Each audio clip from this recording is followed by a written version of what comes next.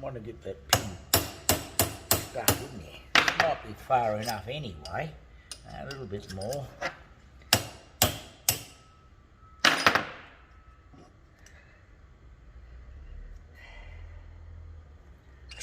This is this roll pin out of a Dana 60 elocker. It had a small hole here that the puncher goes right through the hole in the roll pin. You couldn't get it out. I had to drill that out to 5/16. So either 5/16 or 8mm the other side. The customer's very concerned about this thing. What did he spend, about $8,000, $11,000? What did he say? 7,000. 7,000 on his rear end, this Salisbury rear end, to go into this Land Cruiser.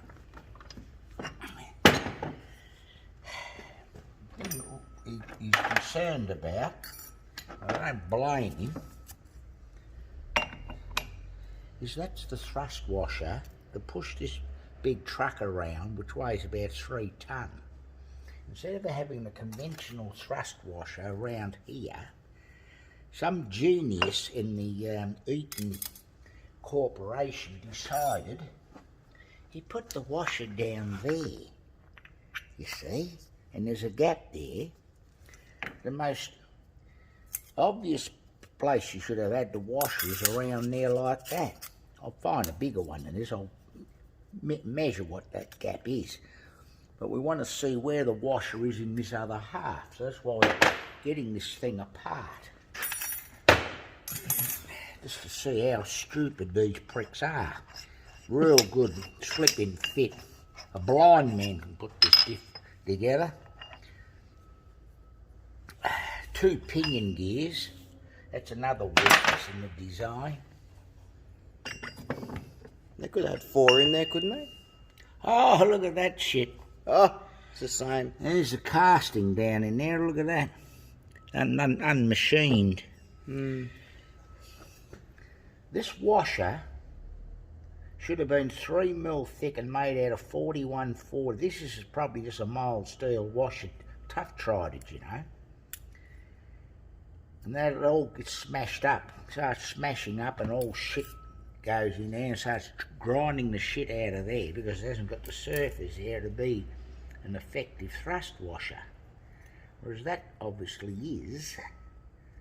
What have they done here?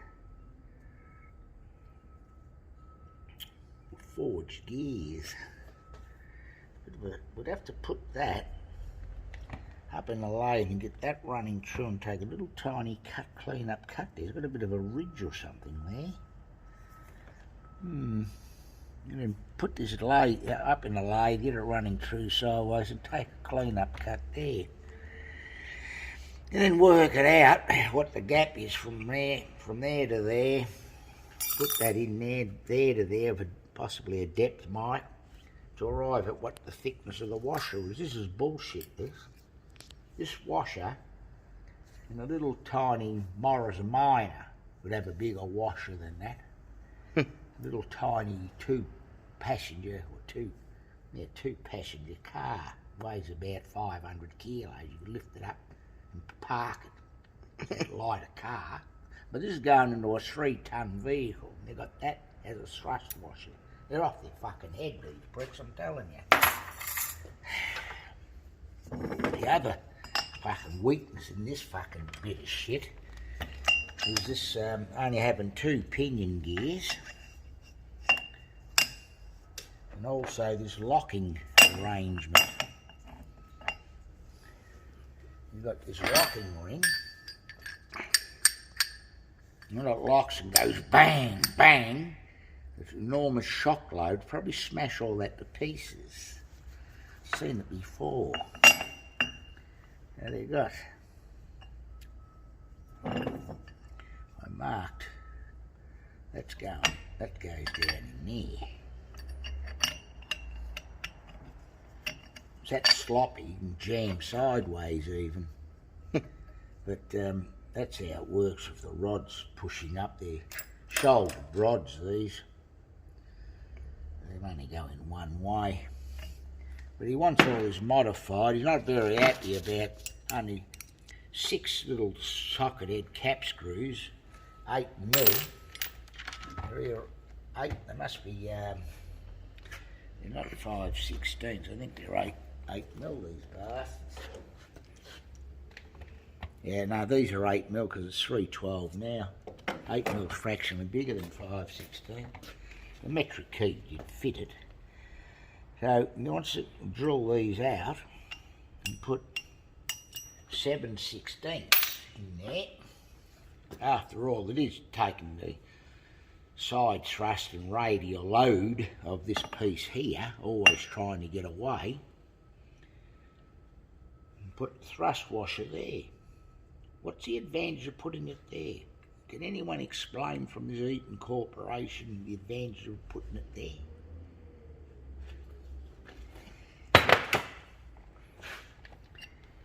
Here's a locking ring out of one of the Pro lockers. This is the Land Cruiser locking ring. Got 16. This is as loose as a cock in a sock, this thing, all ready to explode outwards. Look how thin the sections are, that thickness, you see. The thing is, got no support. It's not supported by more of those is supporting it. They don't know what they're buying, these people, when they go and buy this shit. Look at the name. Oh, Eaton must be good. Oh. The trouble is, they've got all these idiot designers in there that don't know anything. So, we've got to machine that away, measure it, put it back to the proper conventional way, big thrust washer. We've got some of those washers that we use on the Land Cruisers. They're 2mm thick. See how they fit. Anyway, shut that thing off, go on. This is Eaton elocker. I just measured that. Telescopic gauge in there. It's 5 thou loose.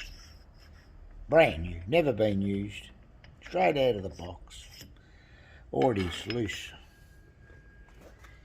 Now, can anyone tell me why that washer there on the non-locking side gear is better than a big washer, something like that? Don't think I'll use these because they've got deep grooves here and they overlap. I have seen them fracture, but I'm just looking. I'll bring a washer over here. These are out of these True Track LSDs. Doesn't matter about that. We'll just chop them off, grind them off, cut them with a slitting blade, just round them a bit. Put one of them on. They're good. After I machine inside here, down inside there's all just cast. So I have to machine that out and set it all up again, drill these out. He wants them to be bigger. He's worried about that. And then we can put it together. These things are only 30 thou thick, these washers. Standard, regular thickness. They should have been 1.5 mil, like Land Cruiser ones. They smash up these washers. There's only 2 of them. Could have put 4 pinion gears in this for a big vehicle, but cut costs, make more profits. Don't care about the product or the customer's problems. They just want them to buy another one. It's like a hot water service. It used to be all copper once. Now they're steel, glass lined, so that they crack. The glass cracks, and then it only lasts for 3 to 4 or 5 years. And you've got to buy another hot water service, you see. They last for 40 or 50 years, the old copper tanks and hot water services. The same as this shit. It's all just made for a price so they can keep on selling them. Anyway, now the next trick, you got to put that on a grinder, grind that, touch that, so you know it's dead square. That one was running out about 5 or 10 thou.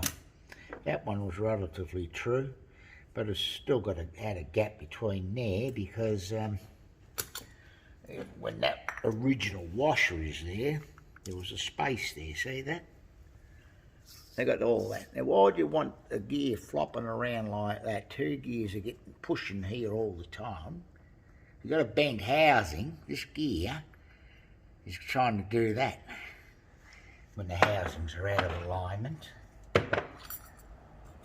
There's two washers here actually by mistake, but it's still got a big substantial, what's his name there, gap in it. So if we can put one of these, oh look at that, might just have to take 5 or 10 thou off there. Just keep facing it until that goes in there and then put it back together. Should be alright. But anyway, that's the next trick. We've got to go and put this in the lathe, brand new item, get it running through, fix it all up, put it back together how it should have been built in the first place. It is iron, shit. So, I'll put this up in there if we want to.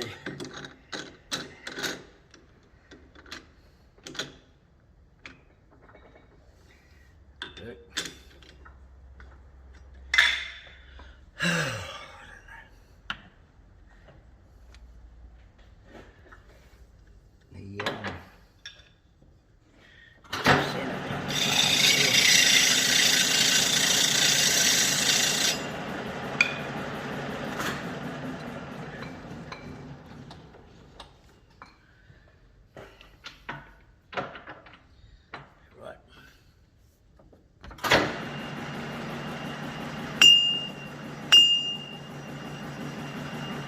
The other way.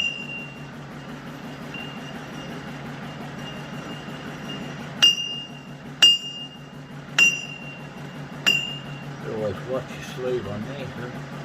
Yeah.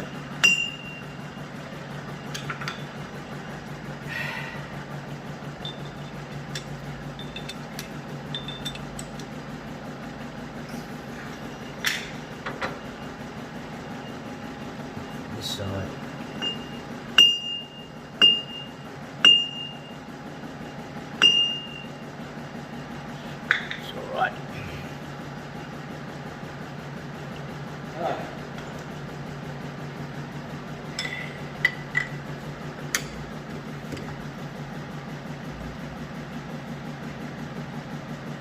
That one.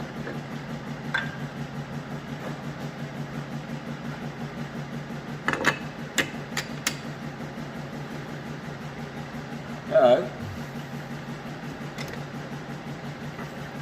There.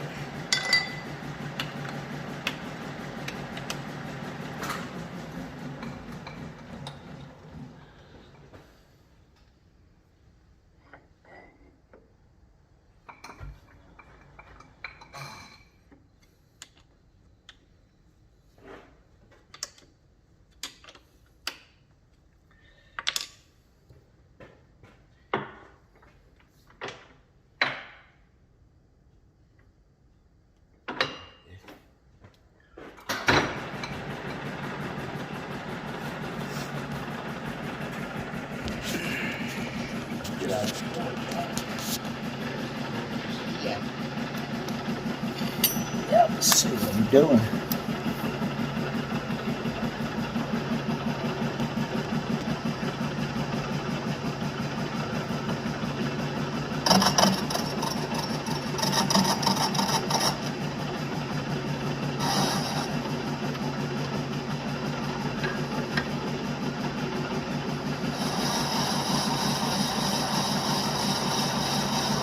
Two washes if we had to.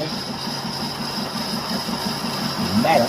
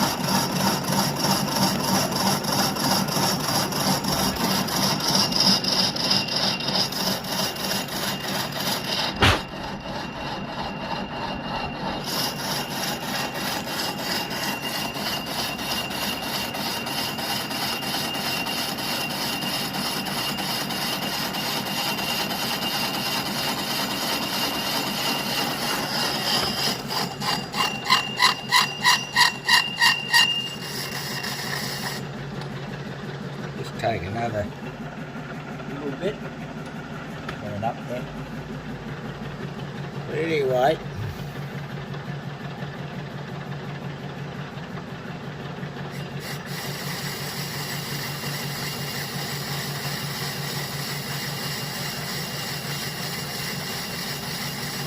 yes, makes you wonder how they get away with all this bullshit. Those governor locks are like that. The thrust washers on the smallest area of the side here, they smash up. Yeah. Same bloke designing all this bullshit. Yeah, governor locks like that. Great big 4.5 ton Silverado. Big tiny 30,000 washer. Dreaming. They make this stuff to fail. They don't want it to last too long. No. They make it too good, Dad. It'll just keep going and going and going. Never have to buy another car again.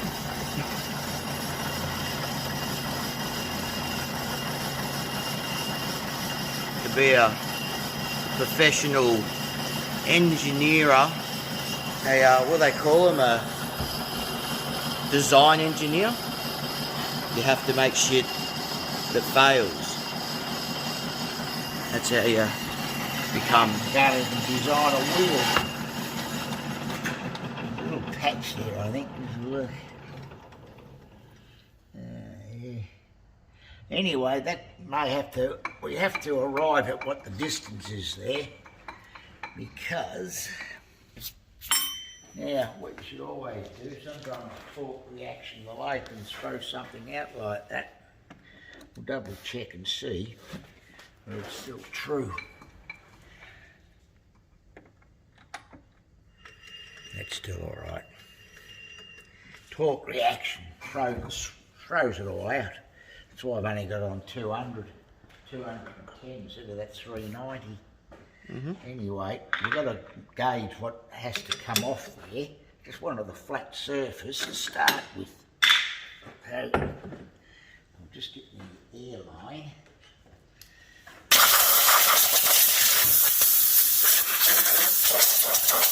I've got to measure it and see.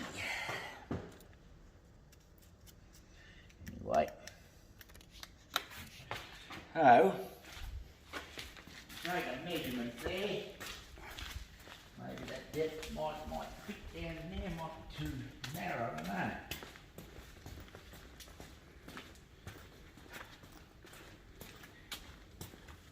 They make all this shit loose so that shearers, while they're doing their knitting, can go like that and put the bolt in, and while they're knitting their fucking socks or whatever, instead of having a light interference fit. It's always going to wear loose, never going to wear tight.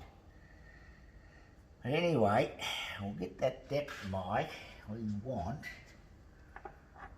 I'll find it.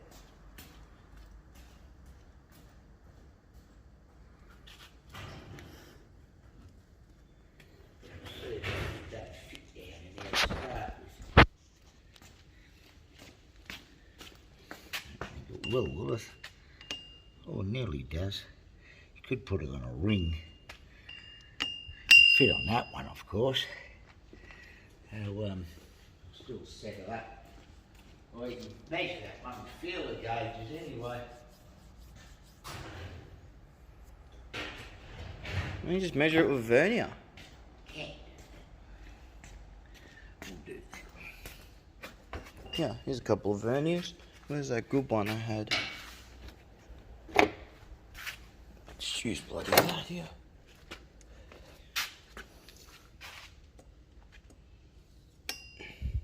Get a rough idea. It's 18 mil.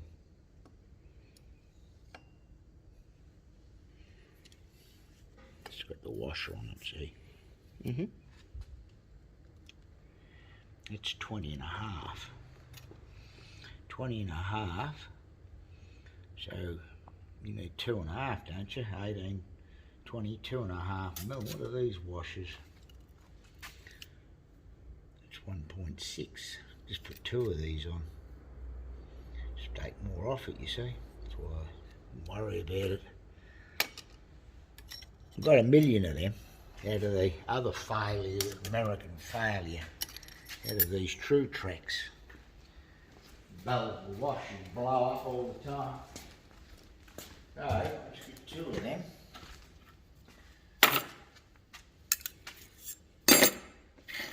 Here, here's some here.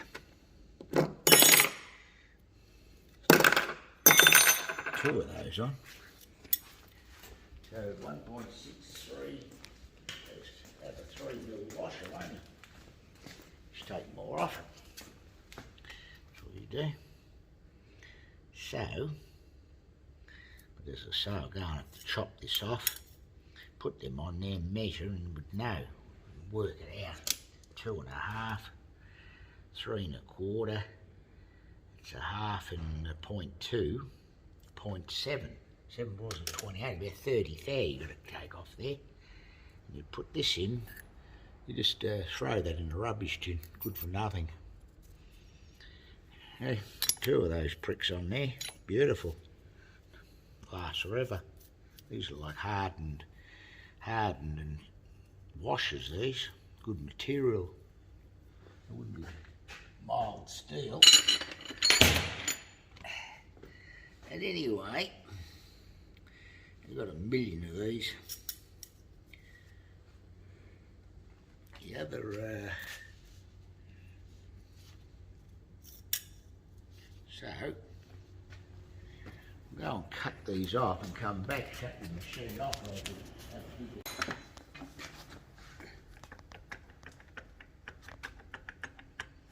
Alright.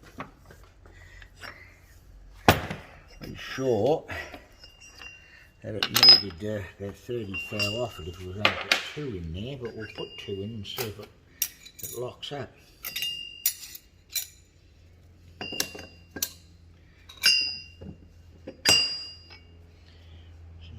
Yeah, in there. No, wouldn't we? Okay, you can't get them in. So, safely take 20 thou off there. Put that there. Here's what go in there.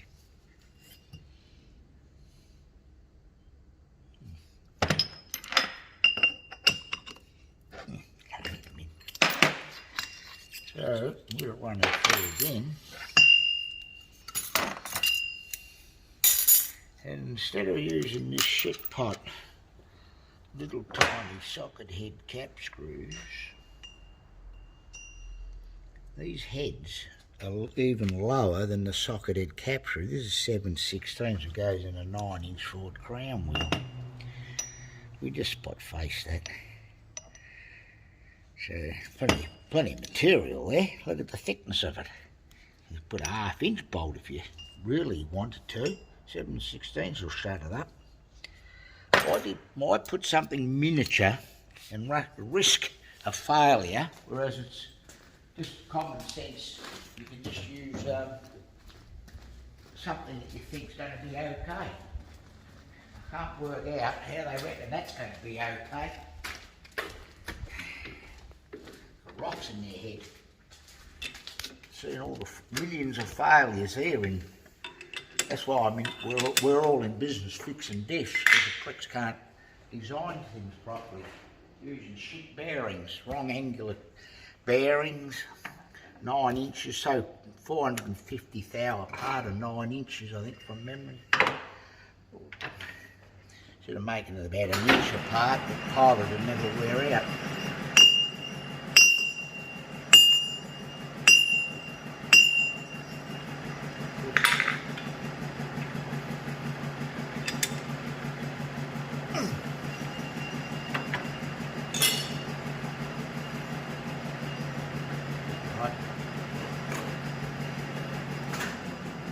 Yeah.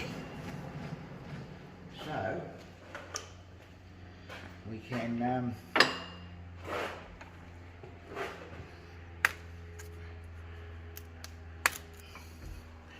we worked it out to be about 30 thou. We're going to use those 2 washers. So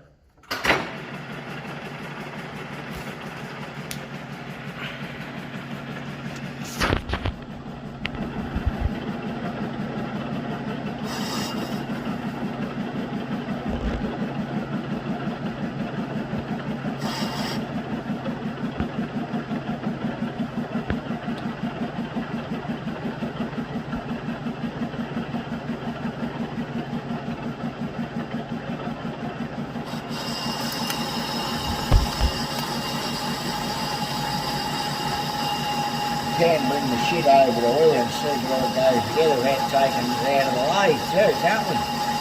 Yeah. But the technology to do that. Even answer phones while we're working. Hello.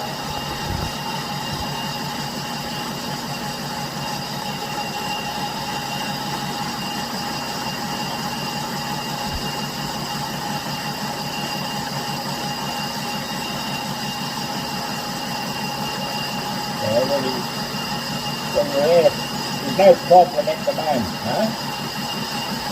Is there a problem? Alright, I'll get back to work.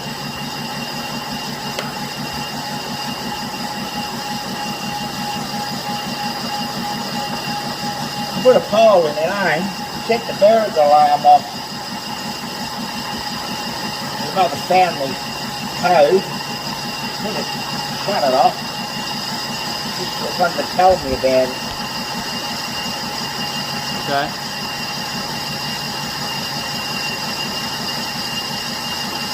Yeah. That's set on the 0.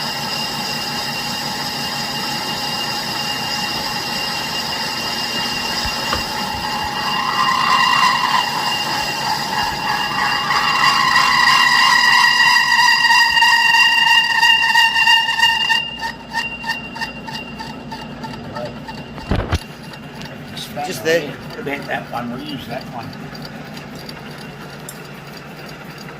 Putting the stop on, eh? Yeah.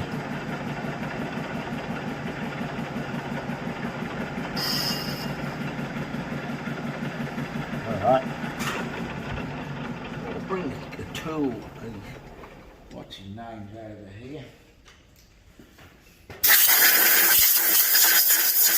There that goes. I'll set that up true again, won't it?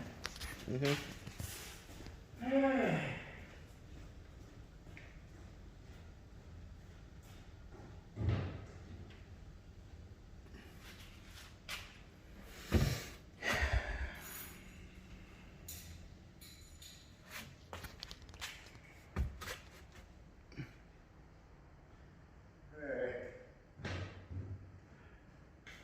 Costs about $5 more to make it properly in the first place. Oh no. You'll look at how much profit, extra profit they're going to make when they've sold 1,000 of them or 10,000 of them, see? Yep.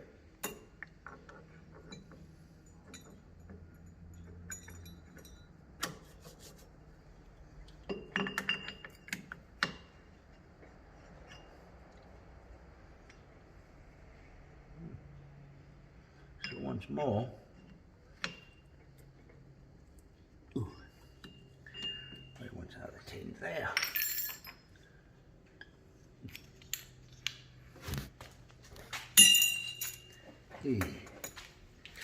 So with the better washer he's putting on there, he has to machine that back face so the side gear has clearance with the pinion gears.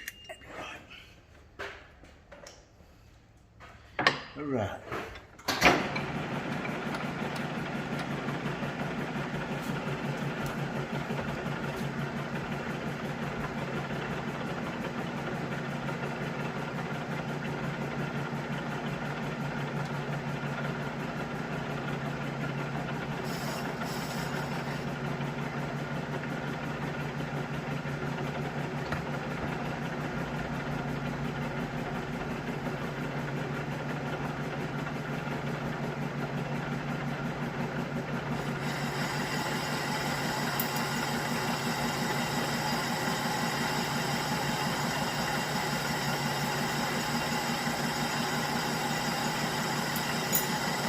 Washing it.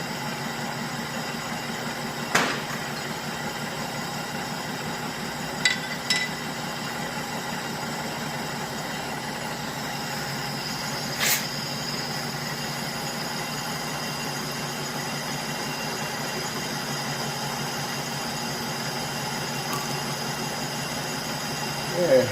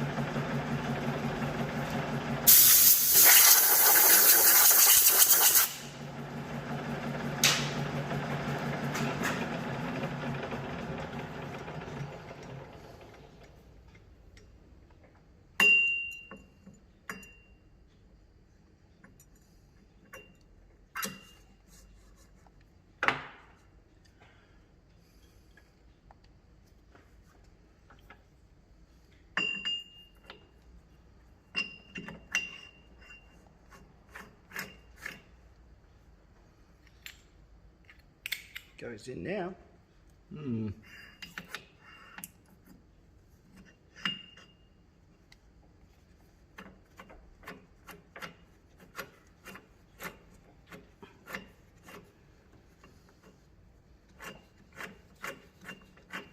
That's all right. What we might do is even just run the grinder over those washers just to take any ridges off them.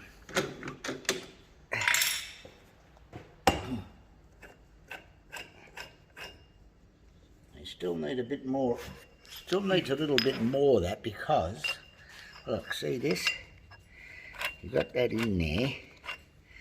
You've got hardly any movement there, and they do have generally a fair amount of clearance. So this will fix it, most likely.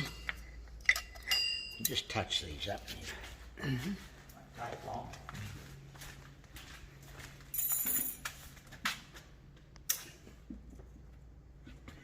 Oh, dressed the wheels to diamond earlier.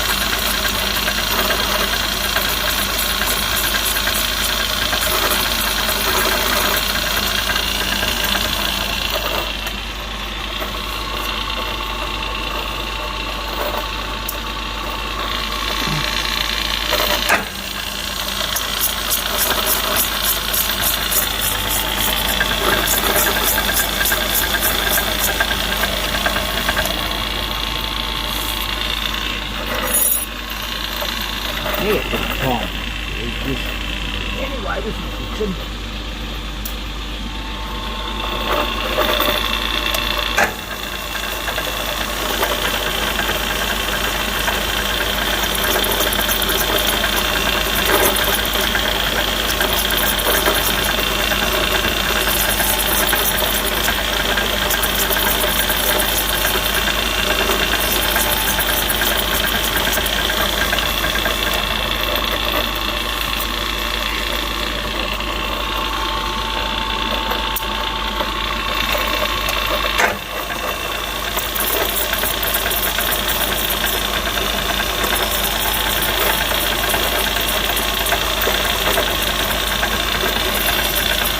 Grinding both sides to make them thinner Just flat. and flat. Ridges in them from, because they've been in an LSD, these. Yeah. Pretty sure this will work out. Yeah. Got plenty of clearance in there.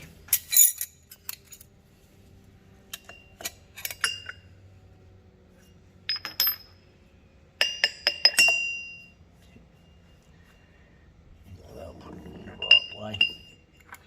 So they become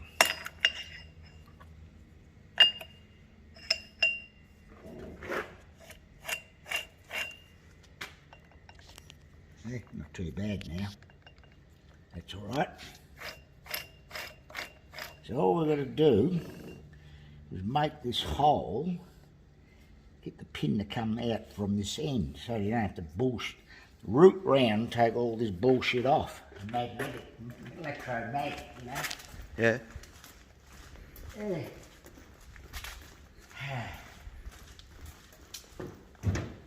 So, several ways we can go and do about doing that. Now what we've got to do is with this one is work out, this was the cavity in this one.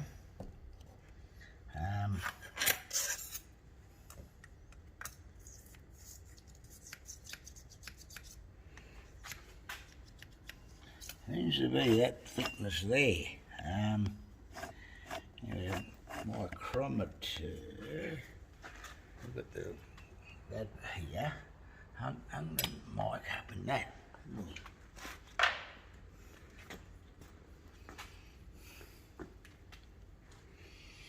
This is a 30 thou washer, this thing. A bit buckled it is. It's 30.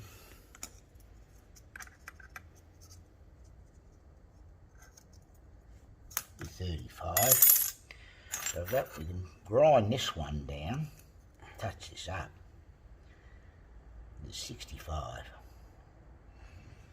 So probably have to move that 30 thou face off. That's all. Just shut that. I'll just grind this down. Okay. Put that on there with that gear and put it in there. So what we've got to do, put that in the lathe now, face that off. Then we can use that washer there instead of that washer there.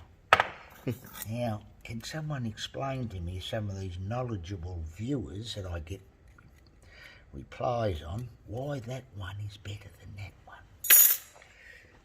Hey? Why?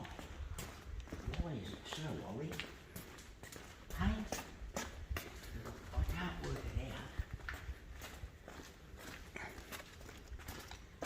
out. That's clearance there.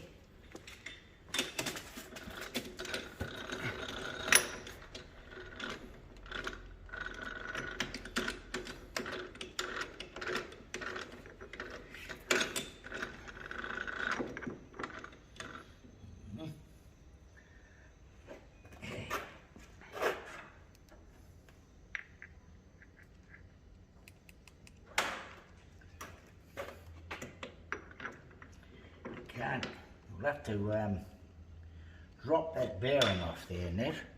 They're not all that tight, these bearings, you know. Yeah. Another thing you can show the viewers. It's already came to me all together.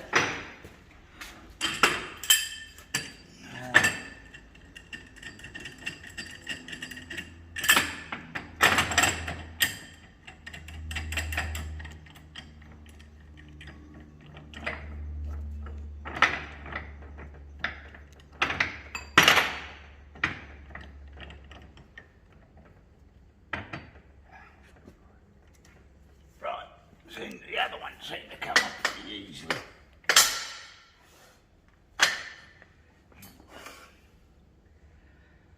What's that fucking thing? This will do.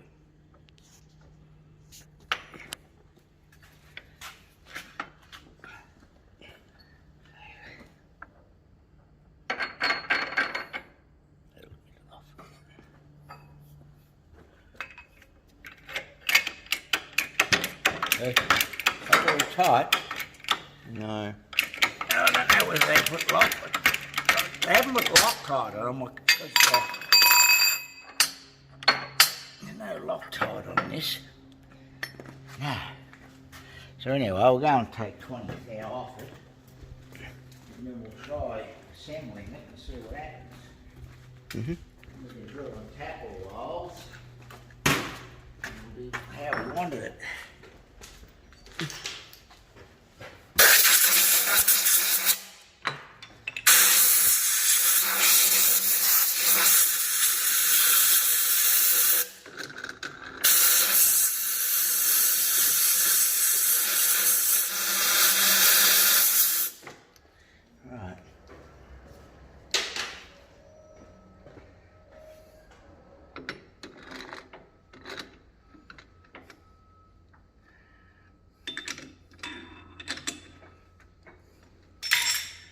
Now, we can slip that back.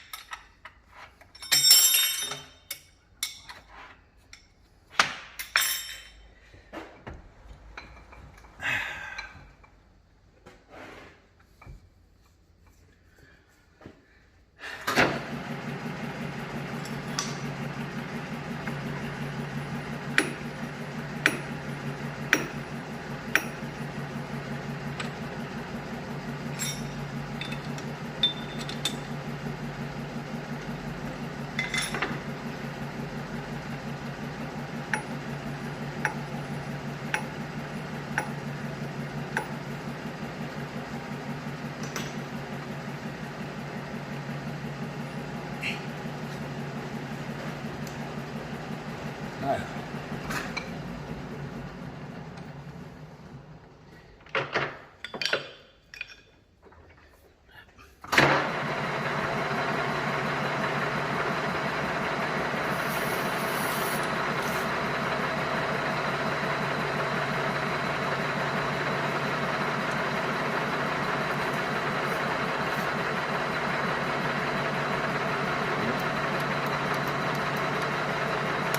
You're dead. Get the one behind you. One behind you.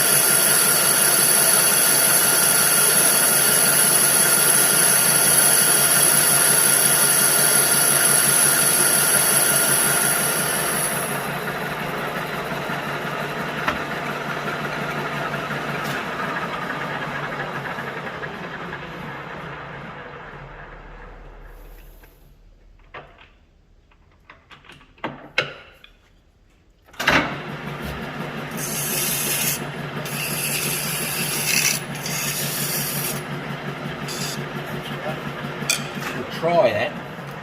You most likely have to put it back in. Take another 5 or 10 thou off it. Don't want to take too much right away.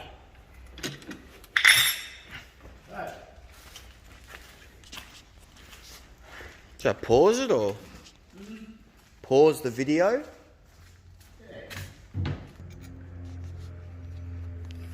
Surely right.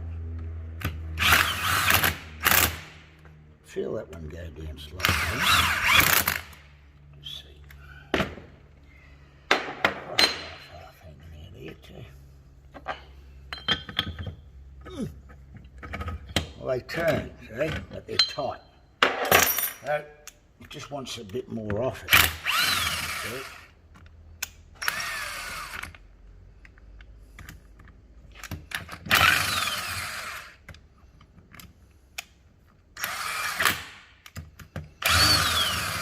You thought I was going to try and extract that, didn't you? Huh?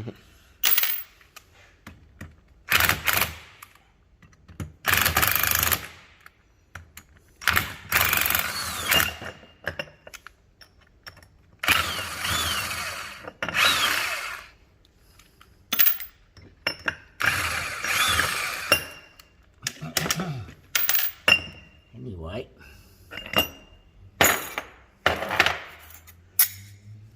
So we want to take, I reckon, about 6 thou. 6 thou off that. Just come out to where this washer is.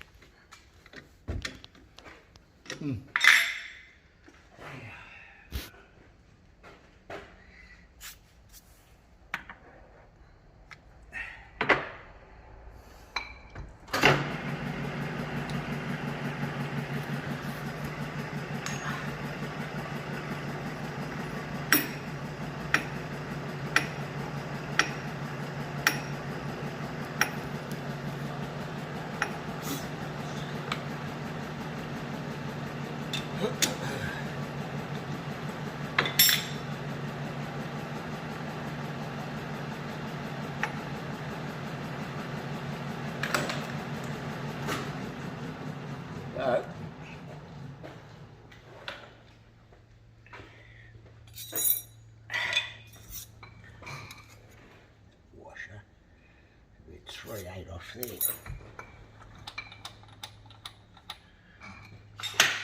Stop.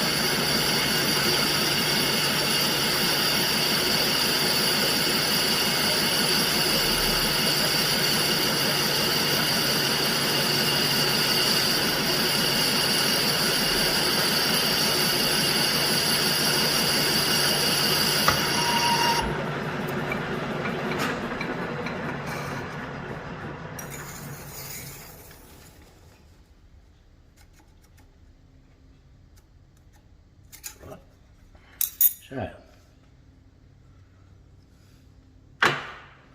tool there.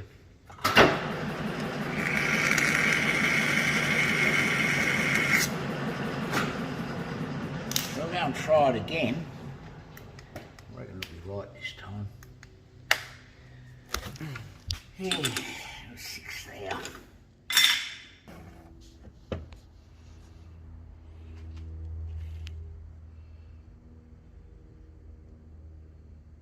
Extract the bolts. Here they are.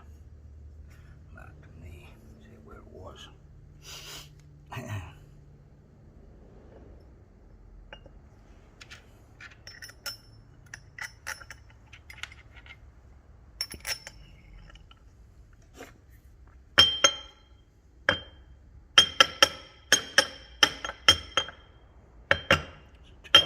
Reasonably tight fit, isn't it?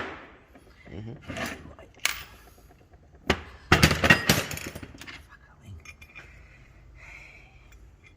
He couldn't.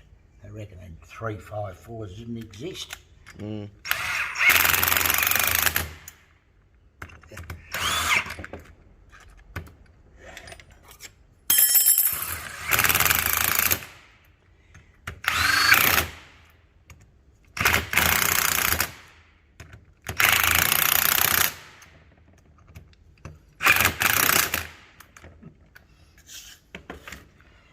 So, this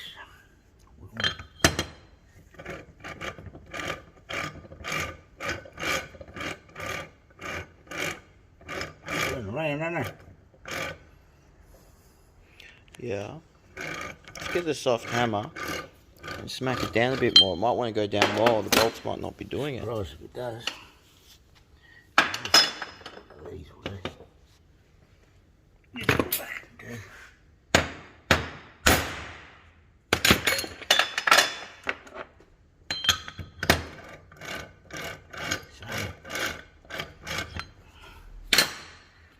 Right.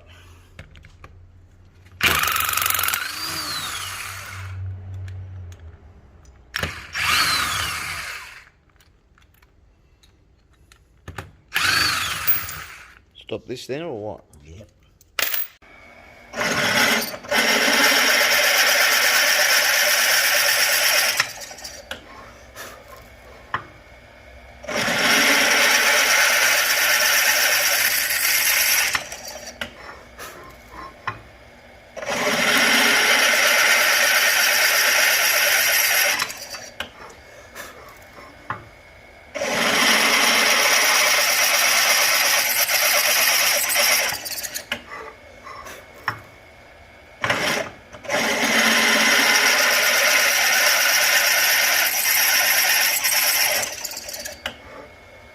Right, well, those bolts are going to go in there. So we've got to find now a suitable spot facing tool.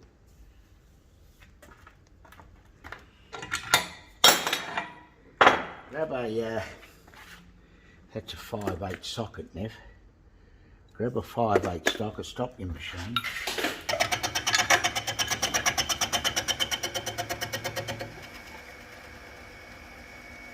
Too far down.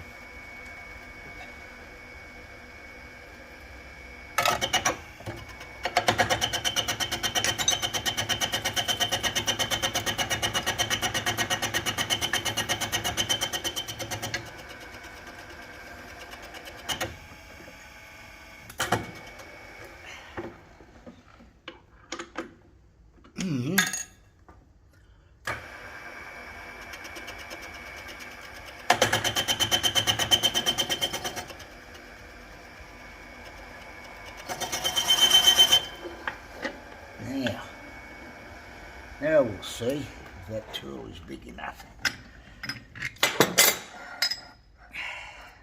Probably will be, but I'm not sure. But well, that's all right. That'll do that. And we'll just do all of those. We can lift all this up too. We can't lift it up all that much more. Anyway, we might as well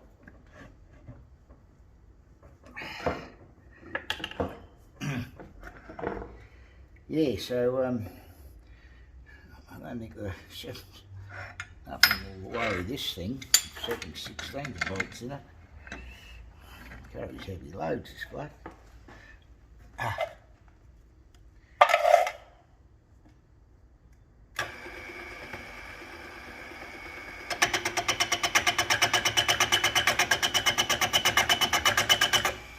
Oh, bastard. Right. That's the thing, but I hope that can feed it down really slowly. Now the lock on. Down every drum on.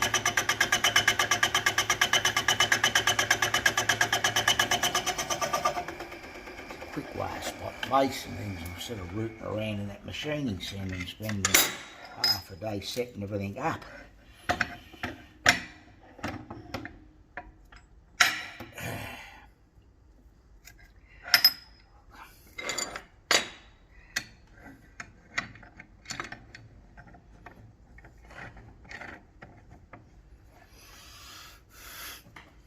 So, plenty of oil or else it will seize.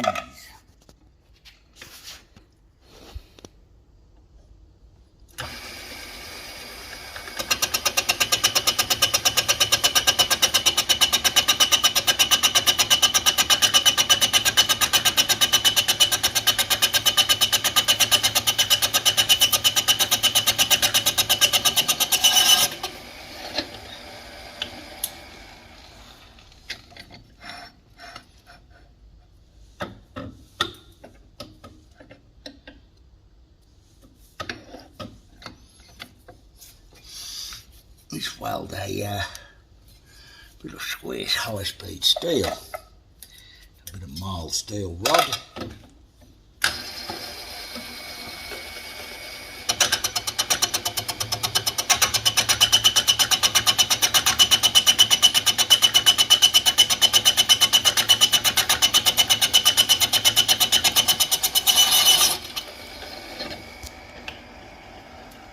And you get it done.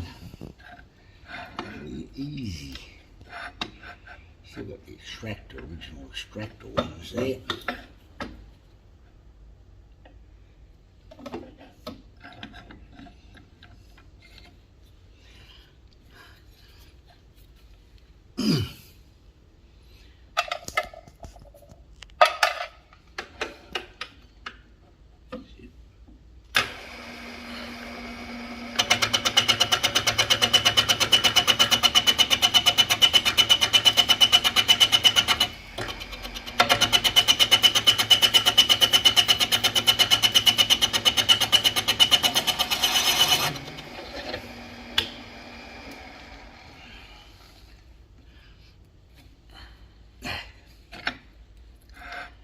Well, people never even seen how this is done in your lifetime.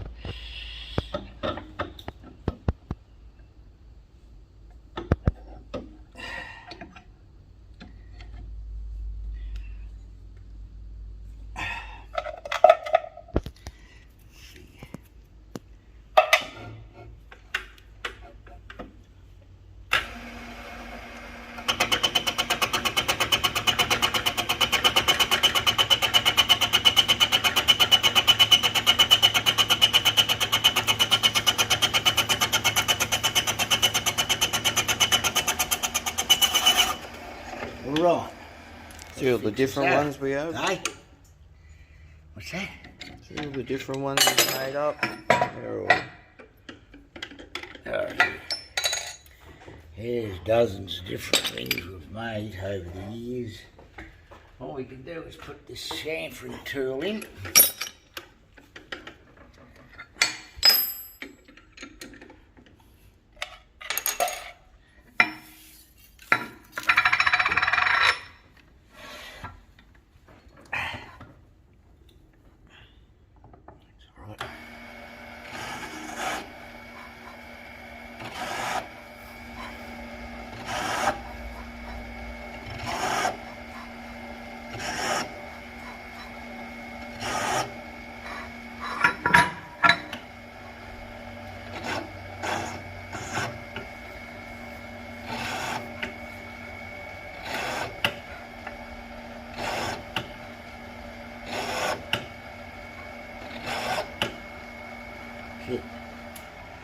next trick we've got to do is, now they're all done. They're 9-inch forward bolts, but it's actually been done in the first place. I could have got me beat how they get away with this fucking shit. Now what we're going to do, Nev, is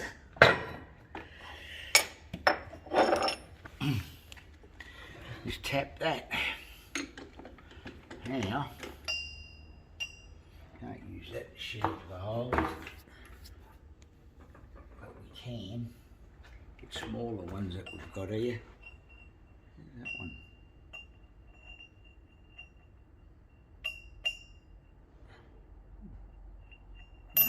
Nearly touching that. So,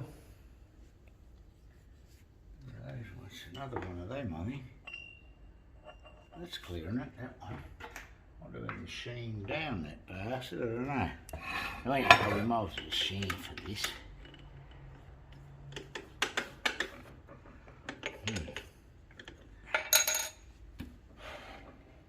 Then we'll put the tap in there, see.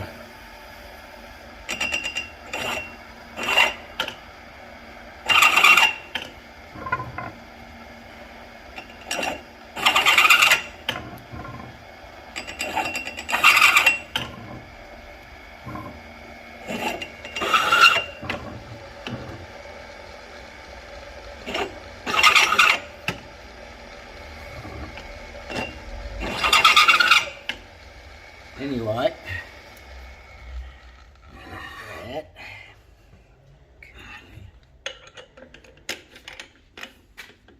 There's mainly for doing the is that side, you see.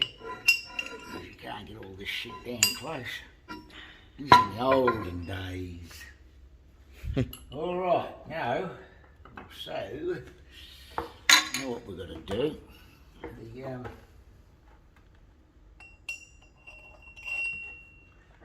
that was, we get the tapping size drill, which is, that's 7/16, that one, should be that one there. We've got to work out the easiest way to do this.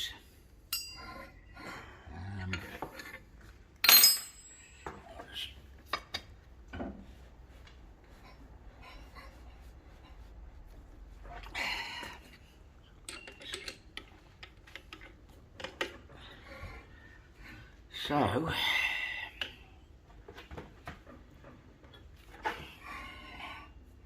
can we get it over there like that?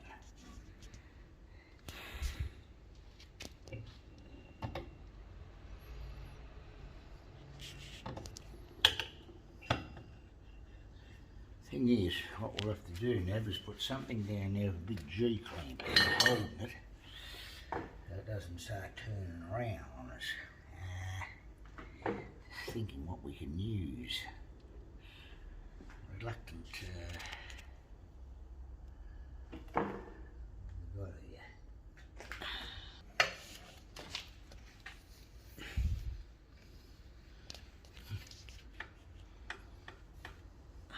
Shit fucking clamps these. Got nothing else.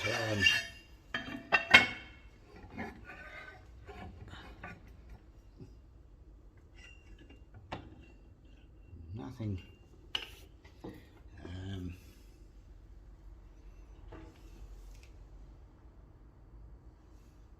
There's that 3-jaw chuck there, but it's a 4-jaw actually, but it's still not grabbing. It's a long way up in the air, you see.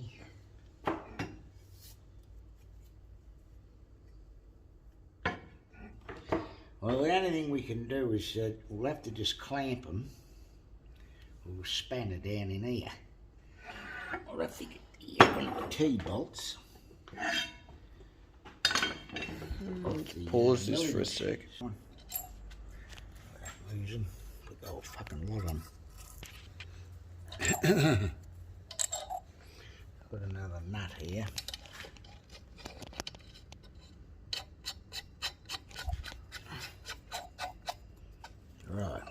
this thing, we can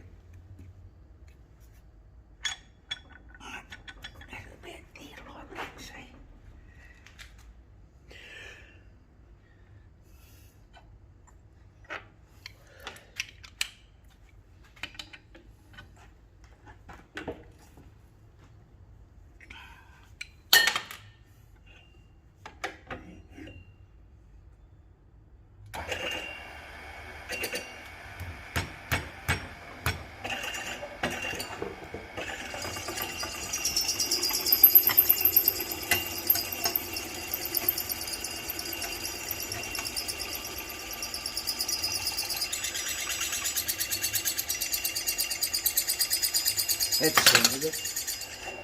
Okay. Right, all we're going to do is put our interchange our tap now. Remember I told you, 7/16, wasn't it? I'll get the 7/16. Clamp it down with the all thread nut washers. And that big piece of big piece of steel that goes down there. And a T-nut, which goes in that slot. See that T-nut just there? So it doesn't move when he's tapping it. 7/16 F. One of these Goering ones, these spiral bastards. They're doing blind holes. So, he's going to tap it halfway and then do the rest by hand. These holes, how deep are they? Alright. So we just do it, as long as we do it to the spiral, when it ends and reverse it'll be right. Do it all by hand like you say.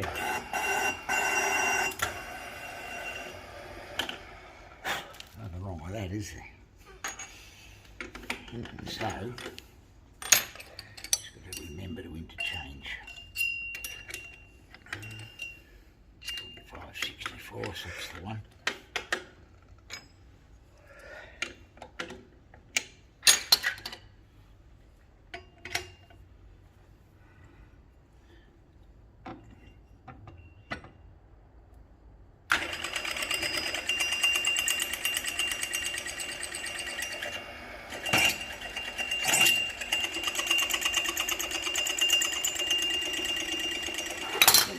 Good.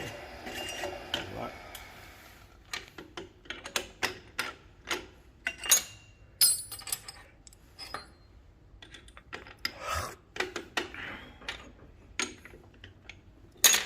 You always watch those where they are, those nuts, in case it bottoms out, you don't realise it, you see.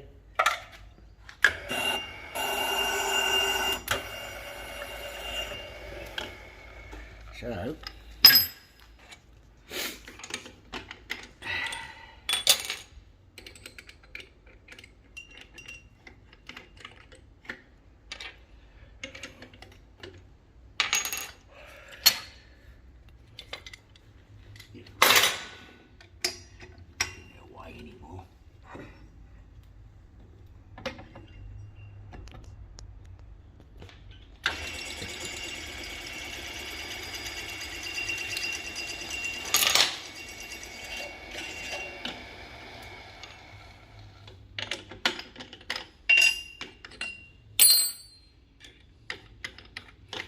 sharp these Goering, these high spiral taps. Designed to do blind holes, aren't they? This is the belt slipping. Put a lever in there and make it tighter, but bust the tap. Leave it where it is. Yeah, it is cutting the thread, so gives a fuck if it slips. Well, it is belt skid a little bit, otherwise so what. Bust the tap that way.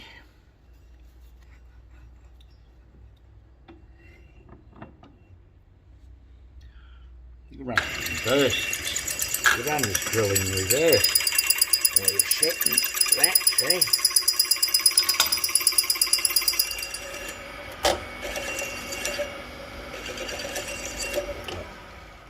It'll find its own way, fractionally out, but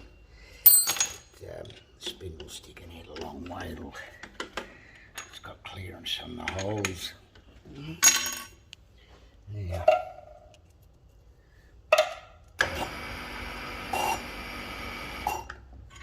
It's getting easy.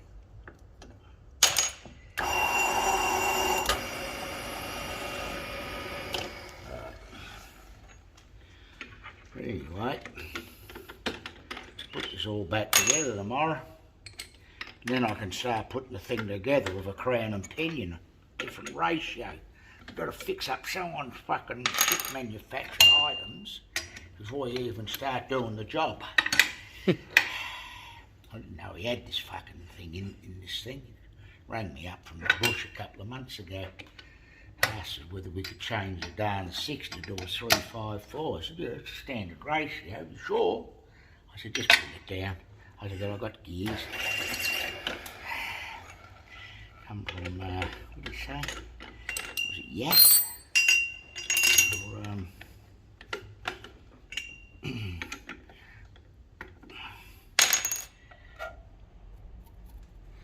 He's probably thinking that why he said you sure is because he was told on the phone by Dana that you can't.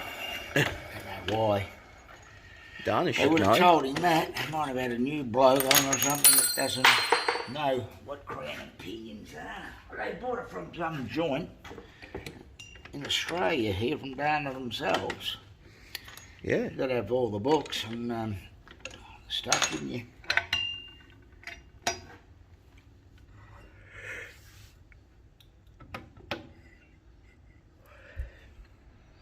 Yeah, makes you wonder. It's their own product and they don't even know what they've got.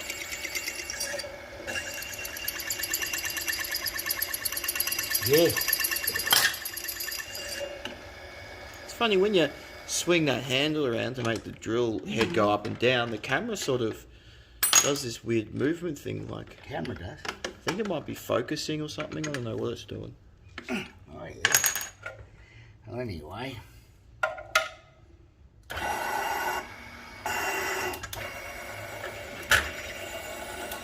Let's leave that one in there. Doing by hand now, aren't we? Yeah. So, it's nearly down at the bottom anyway, this thing. Whew. So let's go and get the cat wrench.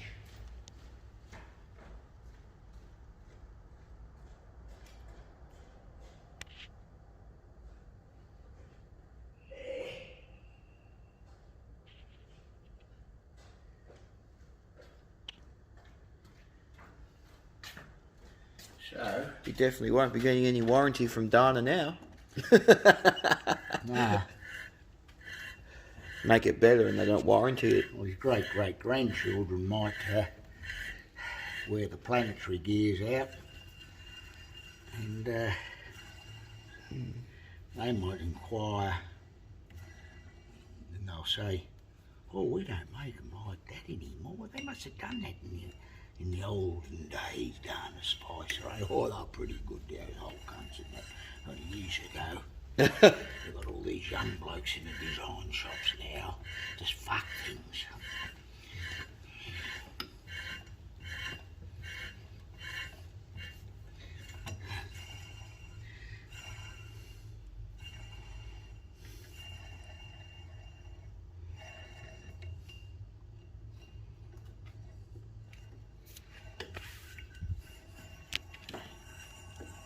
That muscle car bloke around the corner, he showed me his car that got smashed up.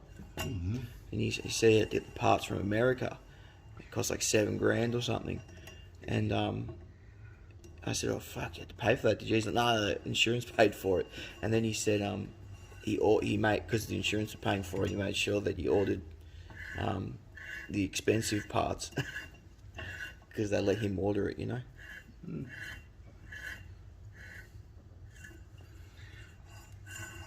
Alright. But yeah, they had to pay, his insurance had to pay for 4 cars because there was 4-car pile-up in the accident and he was the last car. So his insurance company has to pay for all the cars because he was the last car in the accident. You know, he rear-ended 1 car and that made 4 cars smash to pieces. Alright. Well, So what happened is there's 4 cars driving along. The first car broke heavily. The second car smashed into him. The third car smashed into the second car. And then he's the fourth car, smashed into the third car. And because he's the last in the accident, he has to pay for all cars. Isn't that a funny law? Yeah, that's how it works out. Unless the bloke's braked heavily because a dog ran across the road, he's then at fault. I'm pretty sure that's the way it is. Yeah, not supposed to brake heavily and cause an accident. If a dog runs on the road, you see, just go over the top of it. Yeah. Really?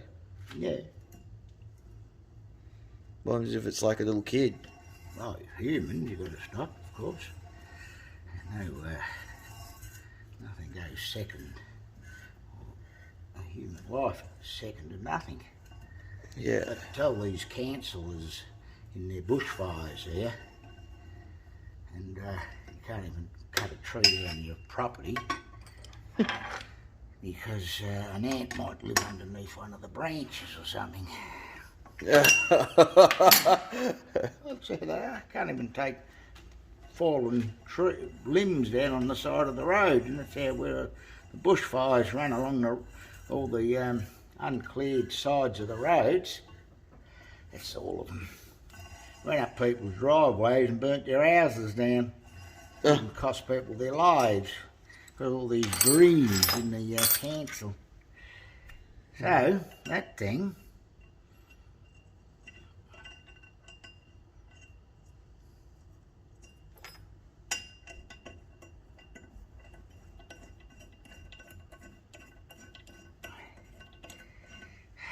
They're long enough, these bolts. Here's a look, we can measure these things, or bring it out of there. This video should call it like Dana 60 elocker Alterations. alterations. Okay.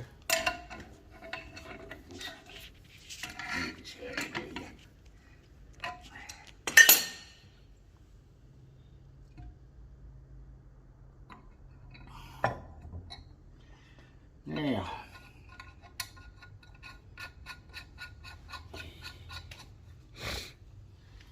just seeing, I might have to cut these things back, I'm not sure. I'll get that to go around here. Haven't even got the bloody square in properly. Huh? The end of the breaker bar's not in there. Bolts, tapped old square. I'll be right up against the wall, you're right. Now that is nearly going down flush with that, and that did stick up a bit. Yeah. Just look, we can just measure that. Anyway, it's 10, look at that. So they're tap deep enough. Use those bolts, there they are. So, Let's see where it is. Look at the camera.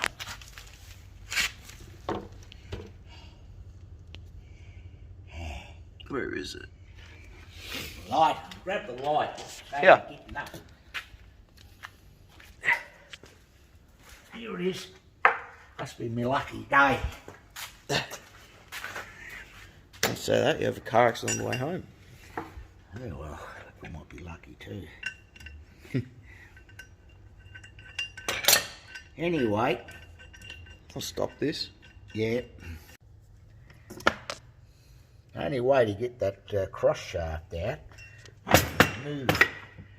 to remove this roll pin in here, because that had a little hole in here which was about the same size as the middle of that roll pin.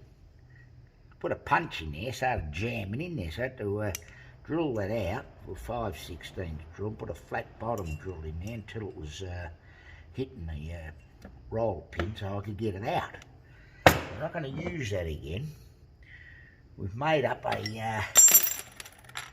a long grub screw 10mm grub screw, and that just simply goes in there. All dismantleable now from this side.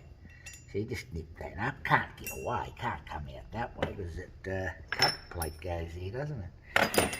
So that's more satisfactory than these roll pins. I've seen these roll pins split in half.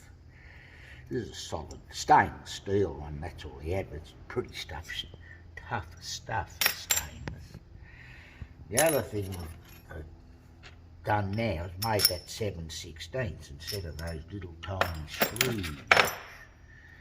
You see? So that's 7/16 UNF. And now approaching something that is more reliable. But if that had 4 pinion gears and this locking ring, which to me is very weak, go and get a Salisbury locking ring. You just shut that off. This is the elocker locking ring. And this is this Pro locking ring.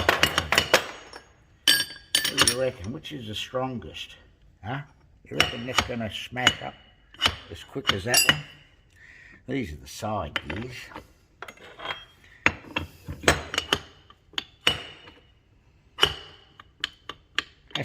That's the clearance all you need, because when it goes like that, boom, goes in the diff lock.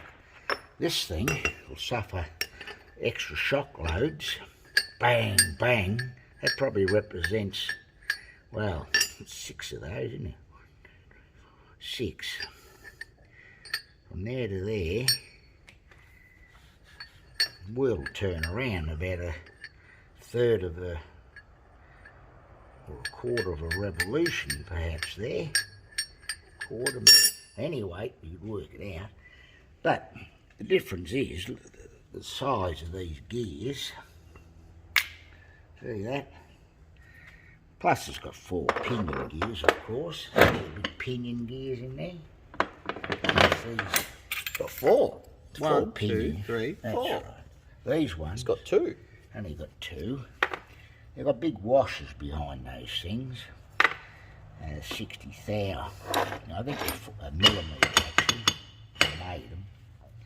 Solid one big cross. Holds everything together. It's got its own spigot.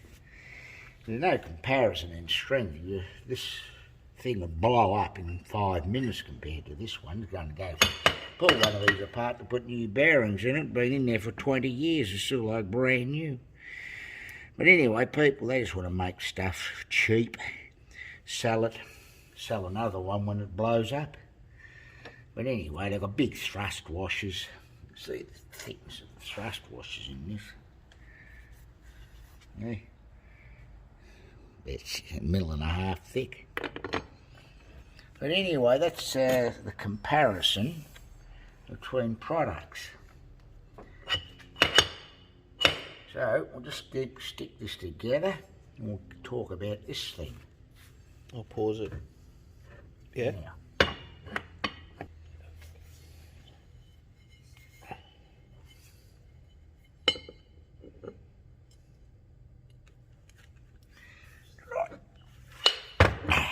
I wonder why these people on YouTube that make videos about diff locks don't ever pull them apart and show people the inside of them. Maybe they're told not to. That's right. Because they get free products from the fucking cunts that make the shit. I don't bag our fucking shit or say anything detrimental. You know, we're promoting your business, giving you all this shit for nothing.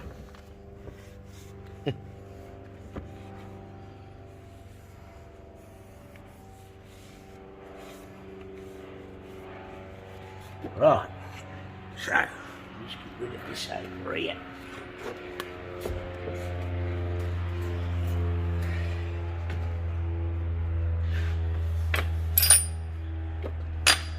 So now we've gone over why it's better, this thing now.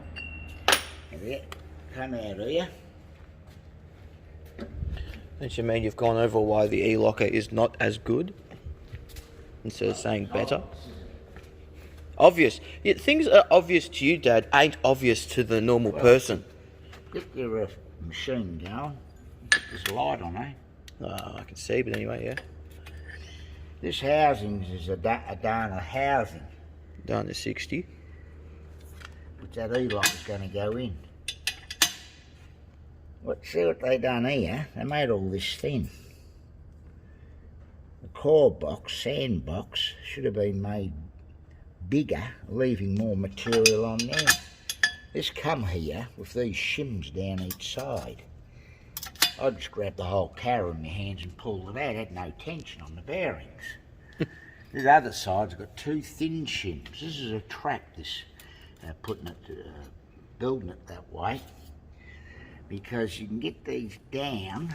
You don't need spreader tools as long as they go in about 3/4 of the way of a tap on with a mallet on the bearings, and it's got the initial that'll load it up sufficiently to be the right preload. Some blokes put spreader bars in there and pull this thing apart 20 thou, drop it in, and the bearings are that tight you can hardly get the carriers out. But in these Dana 60s, they've got a habit, Land Rover ones especially. I've seen the American Dana 60 and F350s.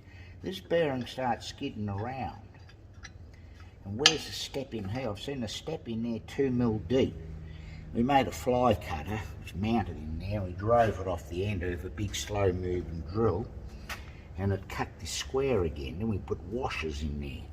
And that's what I'm going to do with this thing. I'm going to piss them shims off, Loctite the cones on, because I didn't have any Loctite. We'll move them in a little bit, and we'll make a stepped bush here, so that spigot's in that ball. Get rid of some of this elastic, and we'll drill and tap a grub screw into the part that goes inside there, so it doesn't rotate. This will stop it. This is just an oil feed to get to the wheel bearings. And that way we can always put shims, possibly these same shims, underneath. Well, no, that'll be a bit small, but anyway, we can make shims. Might have some in there. Shim that out, and that'll be thick, and then you can get the carrier to go in with the right tension. You don't run the risk of flipping up shims and getting them caught under the diameter unbeknownst to you, because once it's in there, you can only judge that by looking at the top of the shim, whether it's flush where it would start off being. Okay? Sometimes you might have to put a 5 thou shim there. Thing can go down, gets tucked underneath here. Next minute the bearing's out of round, and the bearing breaks down because it's getting squashed oval. So I'll get on the lathe and make all this shit up and show you how to put this prick together properly. Alright. Together now, instead of that bullshit bolt. And we've taken a bit off there to allow for washers in this housing. Now, all these pins have got to go in. They're all the same length, these pins.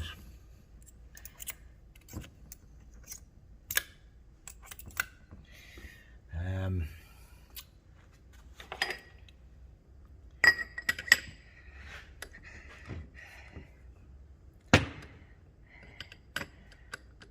thinking what we could do with this, instead of we could put the crown wheel on, put a slip-on bearing on here, get in the housing with the right backlash first. And we put that on last of all with the right bearing, and if it's a little bit on the tight side, we can just grind that washer. So we'll put the scrambler on next. These are the shortcuts that you arrive at when you've been doing these things for a long time. Just make sure there's no dip. See that? Good.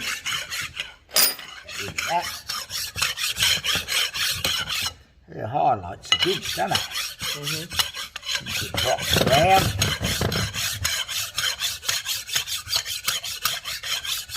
Anyway, that's alright. Now, bolts.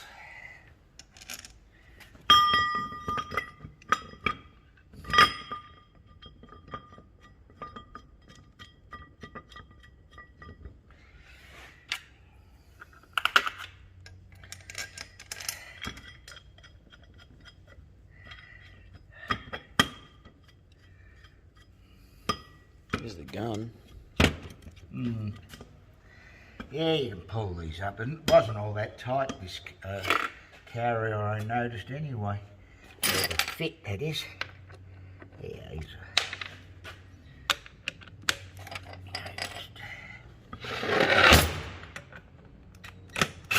Okay.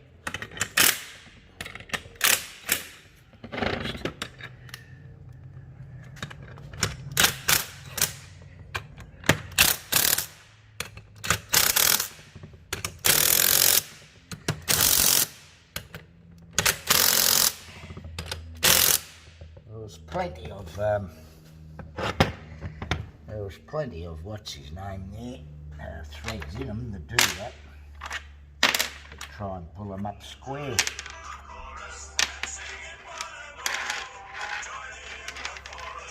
Just shut your phone off. I'm going to ring his man, tell me the ratio. I think I know it off the top of my head. Fucking all these new cars. Now, we'll just mark these three that we haven't done. So, what car was it? Colorado.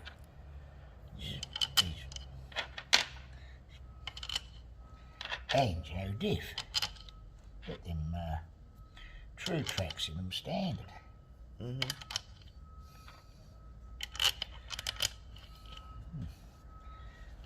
Here's the one you're missing. Yeah.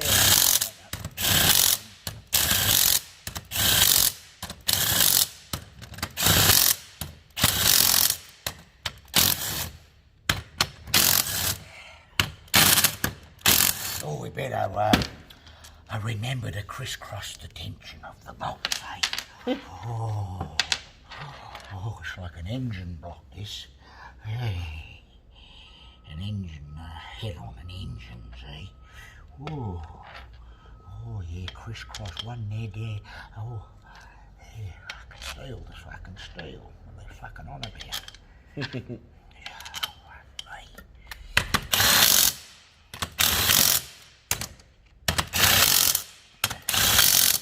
One idiot tells another bloke and he becomes an idiot too. Yeah. Got two big oil flats in this thing, which are handy to stop them slipping in the vise. That's what it's good for. Right. Better look up our torque. The torque of them, which these bolts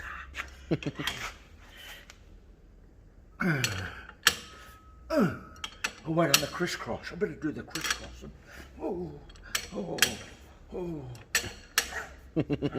Right, I've fucking seen some shit.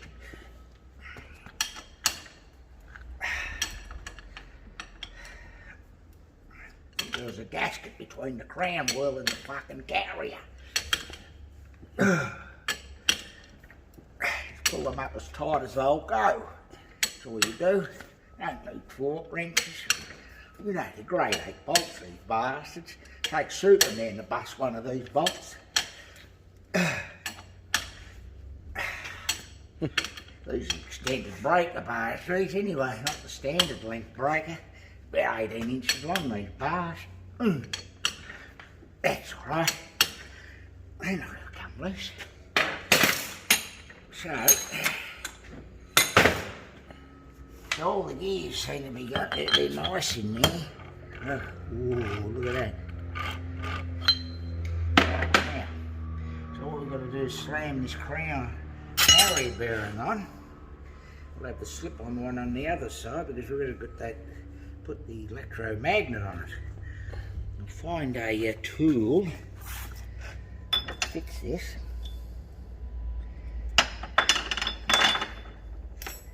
But remember that plug is on that other diff. This will do.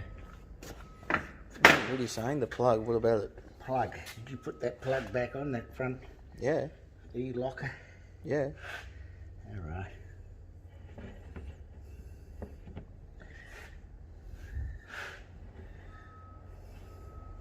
Right. Put that there.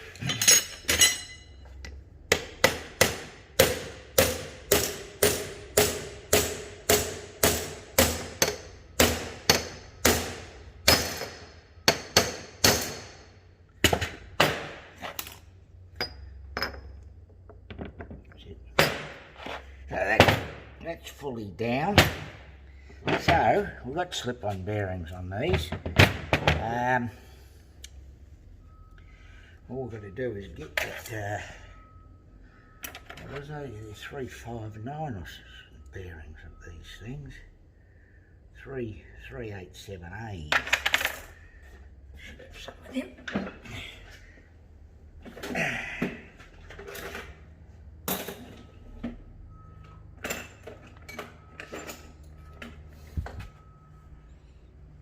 So we've got to get the slip-on bearing for the front. And put that pinion in, drop the thing in, see if it goes. Fucking really fucking front of me trousers, my prick might hang out. I'll pause this and go outside the pinion. Yeah. You see, he wasn't happy with that small area that they have on the casting of the housing, so he's made these up.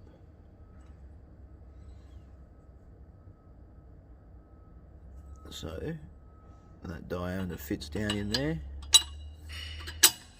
See that? Fits straight in there. So now you get all that area that the bearing can push up against, so the bearings don't skid around. He's made another one this side.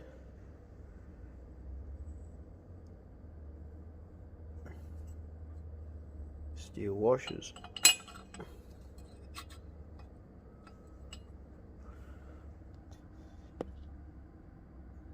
It's a lot better than what they had. They had these in them. Little tiny skinny shims.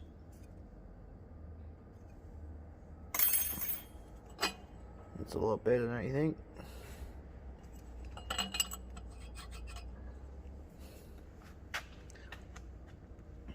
He's gonna drill and tap a bolt in there, stop it from rotating. Yeah? Yeah.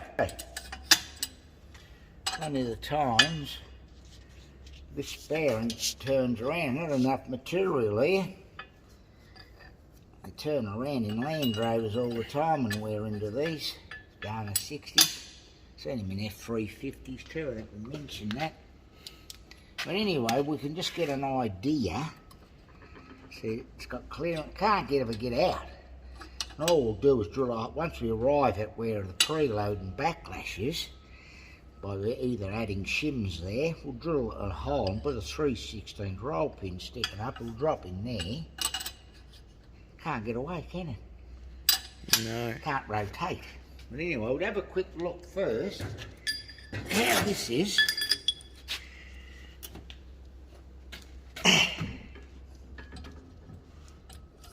Oh, that'll go in there. Just, you'll have to yeah, I can do it with that. one hand. Can you come around behind me, do you think? Okay. I don't want to get me fingers chopped off. Grab that by the crown wheel. You right? That's it. Right. We're not far away there. That was a good guess, wasn't it? Mm. So, probably 10 thou would fix that. So we can drop that pinion in now. Can't feel any movement. Oh, a little bit. About 10 thou would probably shut it up. I'll just pull that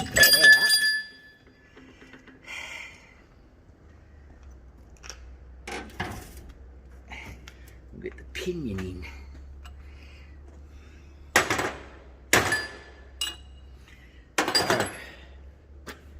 Now the front bearing here, that's a real Holden bearing I think, wasn't it? 88542. Alright, well we know what one that is. Got one on the nail in there. Just pause this again. Slip. We had a slip on flange. I don't know how that flange he wants to put on. Slip on bearing. No interference fit. You grind the bore out until it slips on the pinion. So you can quickly put the pinion in and out, in and out. Scrape that shit off of that. So, It's only elastic, that shit. So,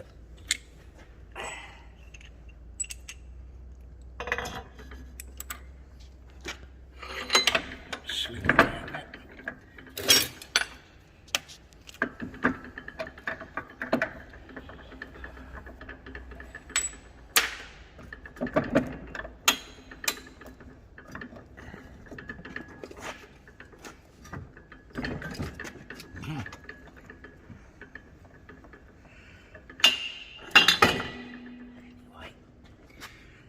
Slip on there and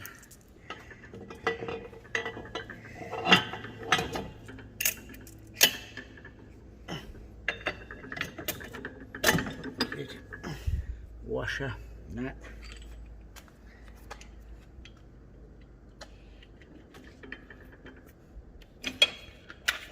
You haven't got the adapter. Oh, this was the big one, wasn't it? I'll go and get it.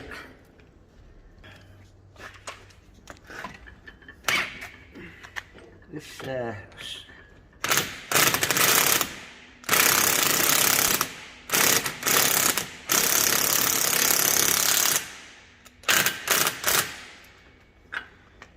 that needs boring out.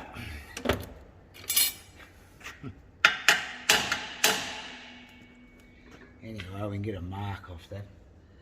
So I'll give it a dong down. Oh, excellent.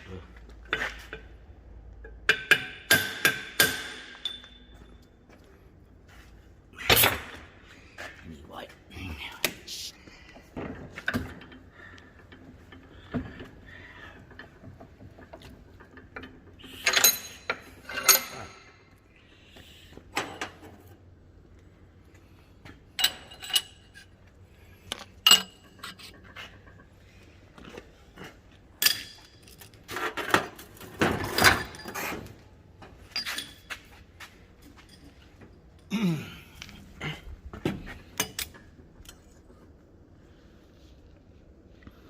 Yeah.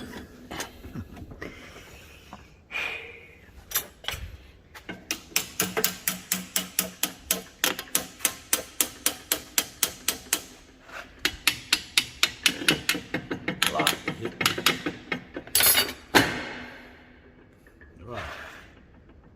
All wants to be that side. So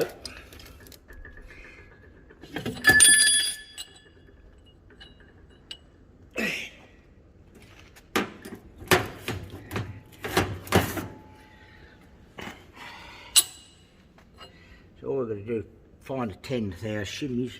I'll find a 10th hour shim. So you added 10th hour to it. I did. The non-crown wheel side. It's got preload now. Yes, I'll get the soft mallet and bring that plate. So we just cut a 10th hour shim and put it that side because it just dropped in with no preload and it didn't have much backlash. So if you put 10th hour on this side, it'll push all this over 10th hour and also give it preload because it was very close. The preload did fall in, but it wasn't very loose, so it was very close. But now you see he's popped it in and it still hasn't gone all the way down, so it's got preload now on them bearings.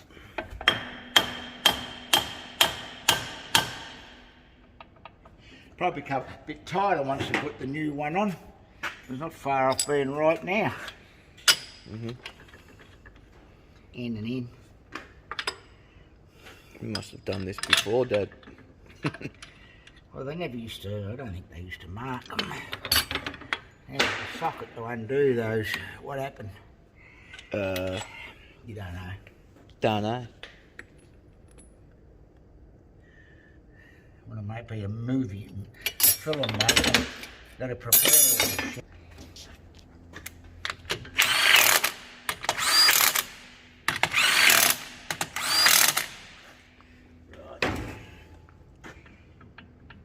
Got that 10th hour backlash. So, we'll see where this pinion depth is in a second.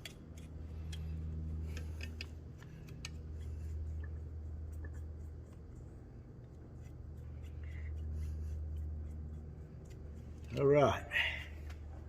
So, well, find a spanner. Where are those spanners?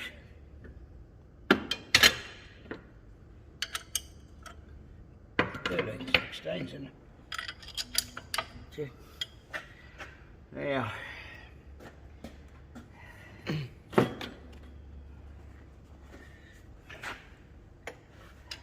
load it up a little bit. Aren't you meant to turn the pinion, not the crown wheel?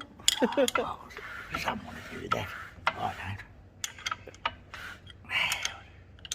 You always hold the pinion and turn the crown wheel. Deep in mesh. See?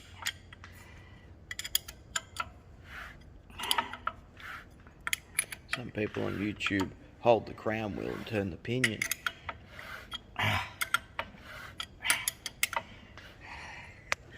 So it's deep in mesh. So, It's deep in mesh, you've got to pull the pinion out of the mesh. right. So the pinion has to go down. Right.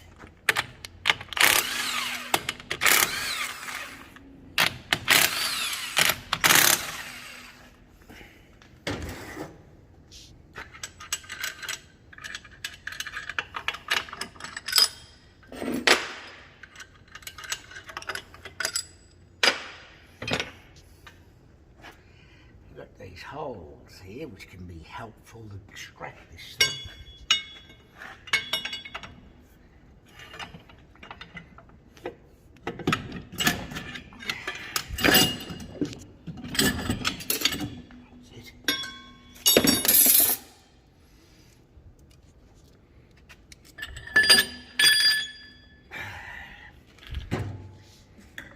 Should have one of these grinders.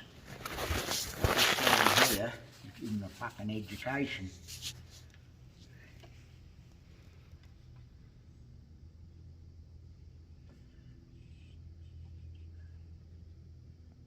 I wonder why some places don't have it. Well, they don't even know that they exist even. Surface grinders to go back and forth like that and spend half an hour taking I reckon it's about 8 thou deep in mesh this thing. Take 8 thou off, it won't try. Right.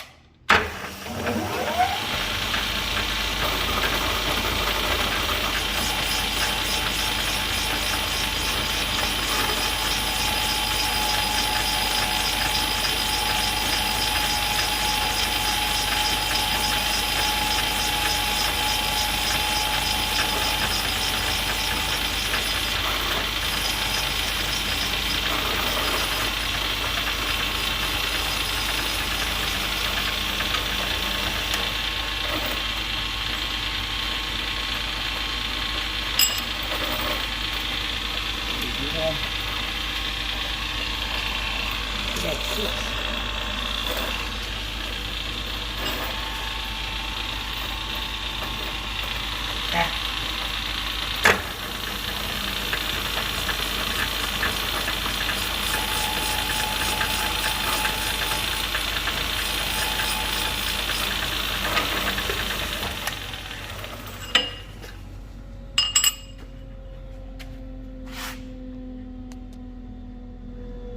Nearly 8, that'll do. Right, that.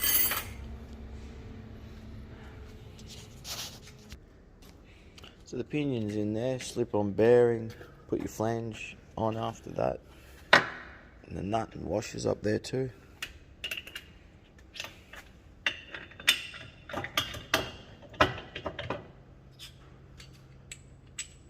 Yeah, work upside down, I do. One leg in the air. Oh. One arm tied behind my back. Yeah, the little tool. See?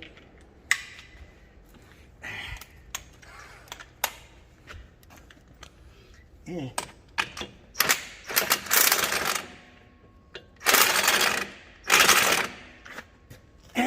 Jesus fucking.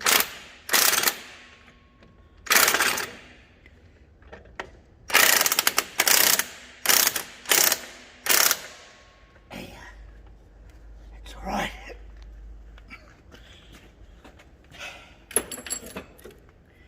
Yeah. One.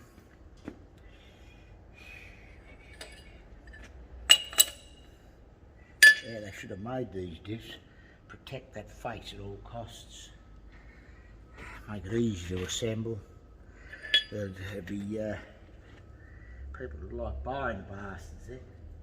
No one likes working on this shit because you've got most of the time they've got shims underneath there. Now,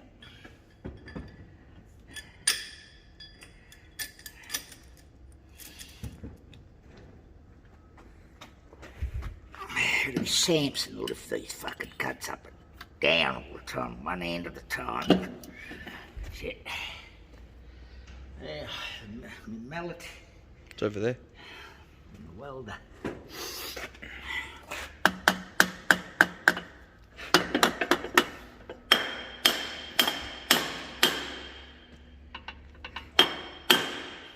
A little bit more backlash now because I pulled it out of mesh, you see. Mm-hmm. But let's fix all that up. Trying to mill that one to 19.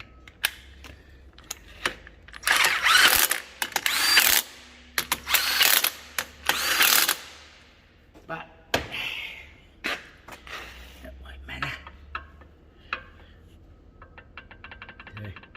It's come up to like 13th hour, 14th hour backlash. But it'll give us a bit of an idea. We can shut it up a bit and put the, I think the whole 10 would be too much.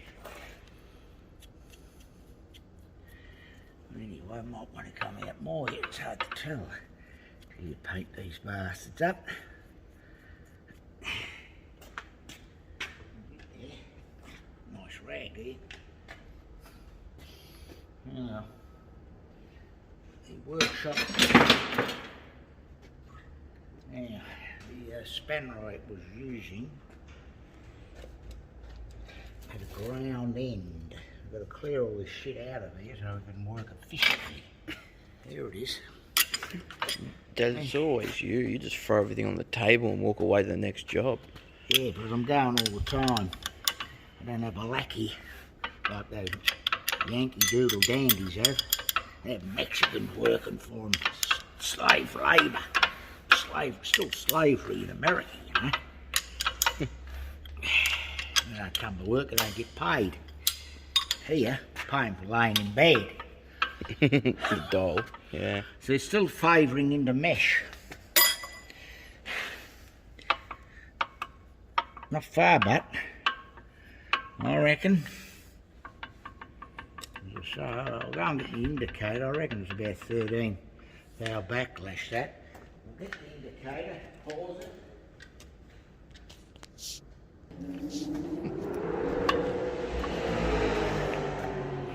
What do you want? Want to bet again? Huh? Bet you double pay. What do you reckon of this? Hey? Well, no pay. How much you reckon? How much? 12,000. 12? Oh, I said 13. I reckon it will be more. If it's under 13, you get double pay. If it's over, you don't get any today.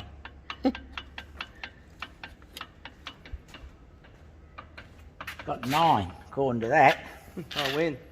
Yeah? What are you going to do with all that money? Stay in bed tomorrow? Thought I had a bit more than that, you know. Try another indicator. Try to find one that measures 13, then I'll win.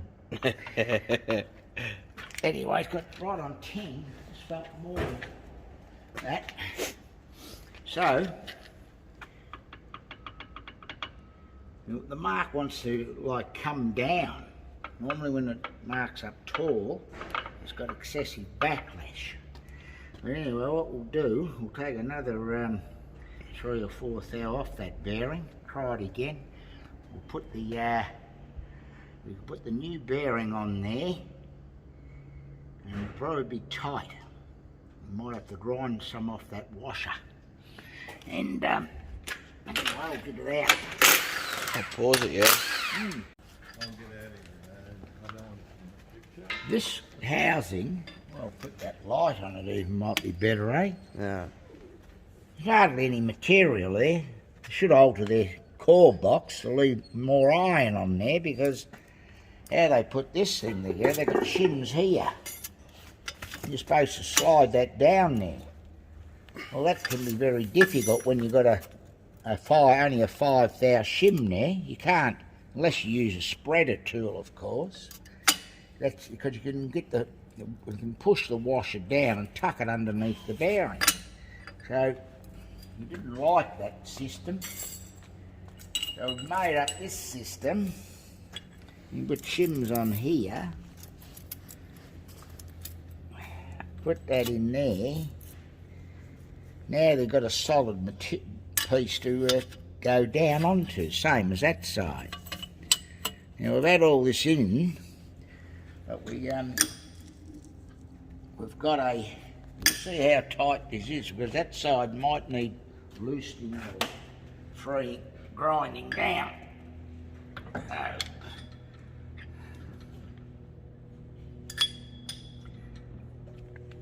We'll just see now.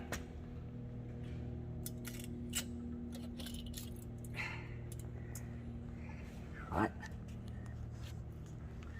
I mean, you never pull fingers out both at the same time. Can you turn that light off? That light's just making the camera not be able to see properly. It's trying to dim down for the brightness of the light, and you haven't even got the light on the actual thing I'm trying to show.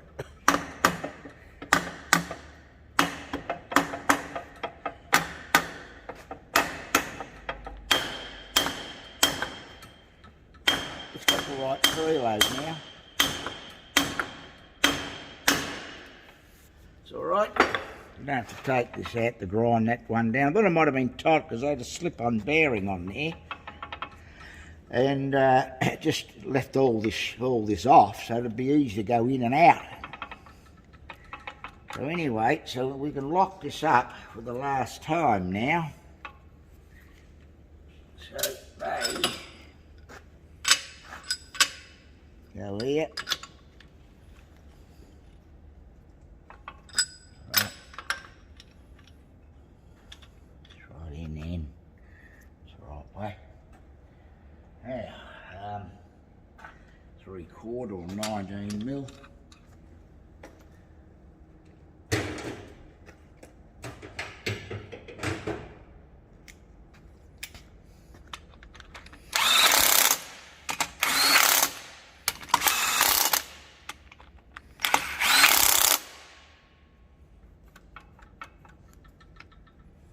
It's all right.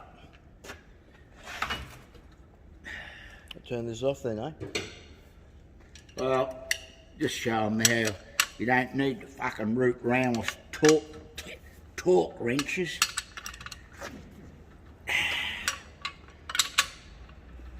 They're not going to come loose. There we go. Right. So, backlash is the same. So all we've got to do is poke this through the hole.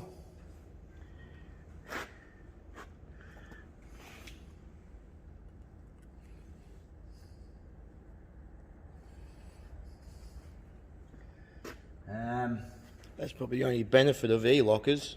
This cable's easy to install, isn't it? Well, it is here. Just drill a hole and to a certain size, whatever it needs to be, and bang it in.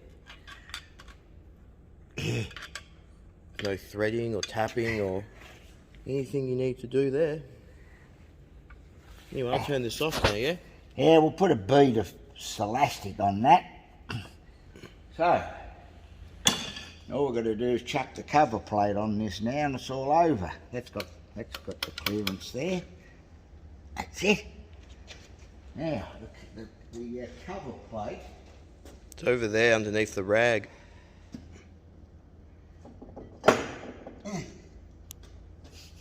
Yeah. So, go and grab your grey shit now and put a bead of elastic there and on the top of this and finish it. So, Start it again. These are the 7/16 bolts holding this on, so there's going to be no failure. Because failures cost money. The diameter will be praised.